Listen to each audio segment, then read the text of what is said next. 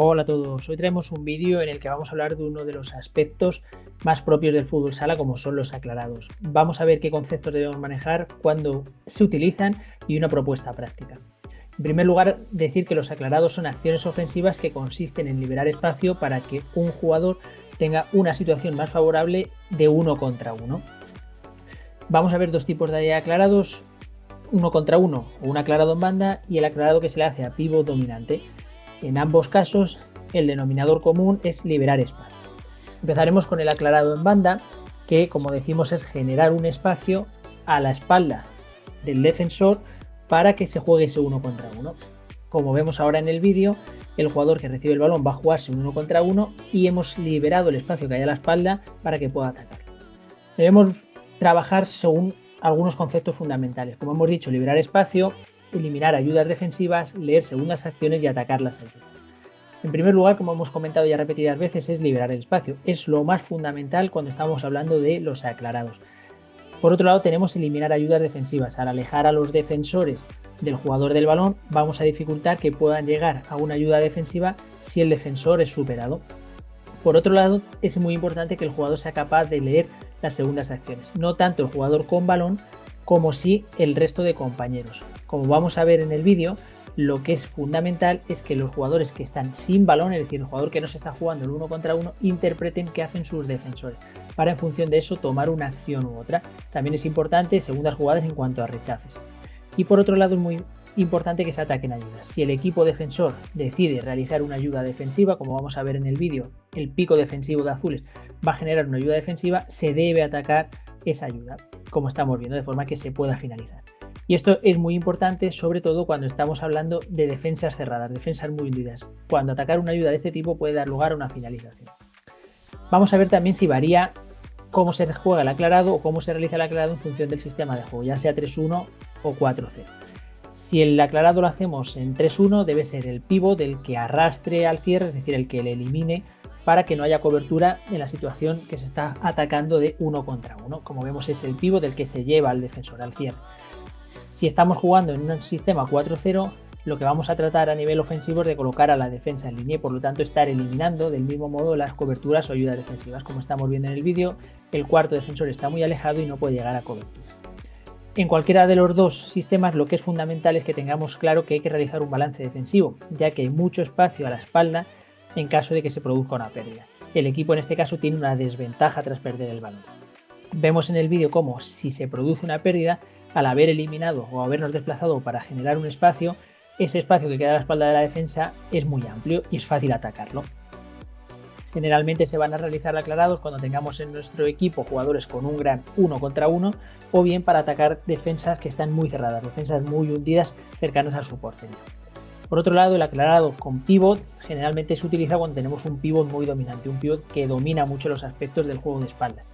En este caso lo mismo, vamos a generar un espacio en esta situación concreta en la pierna dominante del pívot para que éste se pueda girar y finalizar la acción o bien buscar una segunda jugada. Como vemos ahí, se genera un espacio a la pierna dominante del pívot, el cual se va a girar y finalizar la acción. Conceptos fundamentales: liberar salida a pierna dominante, generar entradas por el lado contrario y por el lado que no es la pierna dominante y aprovechar las ayudas que pueda recibir el cierre a nivel defensivo para poder atacarlas. En primer lugar, vamos a liberar la salida a pierna dominante. En función de la pierna dominante de nuestro pívot, sea zurdo o diestro, generaremos el espacio en un lado o en otro. Por otro lado, es importante que en el lado contrario a pierna dominante se generen entradas para arrastrar a defensores y que los defensores estén pendientes de ese lado de la pista y no del contrario. Y por otro lado, es muy importante aprovechar las ayudas al cierre. Si el cierre recibe ayuda de alguno de los compañeros defensores, esto tiene que ser aprovechado porque ha liberado a un jugador y este es el que debe recibir el balón por parte del jugador. Como decimos, se van a usar cuando tenemos un pívot muy dominante que maneja el juego de espaldas y que tiene una gran capacidad de finalización, de girarse y acabar una jugada.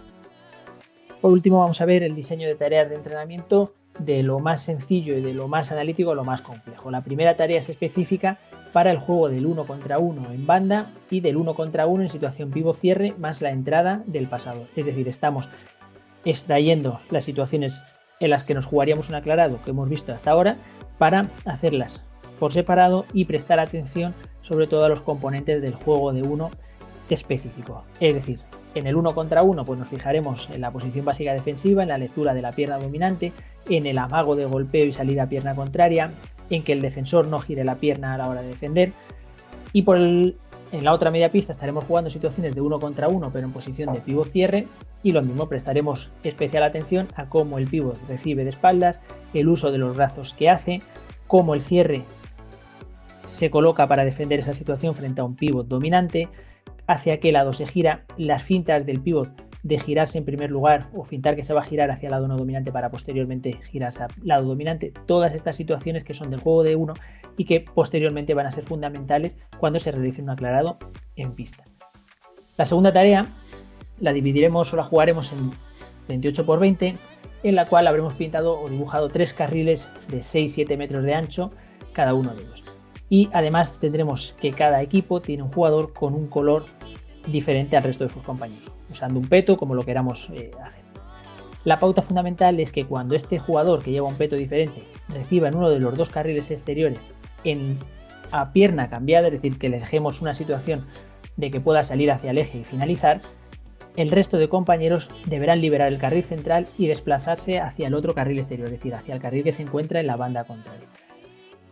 En resumen, lo que estamos forzando es la generación o la realización de un aclarado cuando el jugador que nosotros hayamos determinado, como hemos dicho durante la explicación del vídeo, porque sea el jugador que mejor funcione en los unos contra unos, el que el jugador mejor en esas situaciones, vamos a aprovechar para hacer un aclarado y que se juegue la situación que estamos queriendo. 1 contra 1 habiendo liberado todo el espacio a la espalda y habiendo arrastrando defensores para que no haya ayudas o coberturas.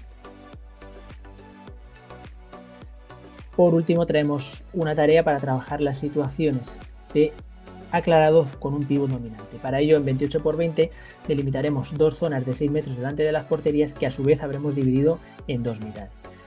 Dentro de estas zonas empezará el pívot ofensivo, teniendo claro que el cierre no va a poder entrar en esa zona, es decir, esa zona que hemos delimitado en la pista es exclusivamente para el pívot. Lo que queremos trabajar es que pívot se busque la línea de pase y que una vez que reciba balón quede claramente delimitado cuál de las 2 mitades puede ser ocupada por sus compañeros y cuál no. Como estamos viendo en el vídeo, le hemos dejado la salida a pívot a pierna dominante, pero sí que hemos trabajado una entrada, una sobreposición por la otra mitad para que sea ocupada. Es decir, lo que queremos que nuestros jugadores entiendan claramente es cuál de las 2 mitades debe quedar vacía, que debe quedar limpia para que el pívot se juegue la finalización hacia ese lado, y en cuál de las mitades debe realizarse una entrada. Todo va a depender de la pierna dominante del pívot, como hemos venido hablando a lo largo de este vídeo. Con esto terminamos en el vídeo de hoy. Una vez más quería daros las gracias por vuestra presencia en el canal. Os agradecería que si os ha gustado suscribieseis al mismo, que le dieseis al like y que dejaseis en comentarios cualquier sugerencia, petición de próximos vídeos o cómo trabajáis vosotros estas situaciones y qué importancia le dais en vuestros entrenamientos. Muchas gracias y hasta el próximo vídeo.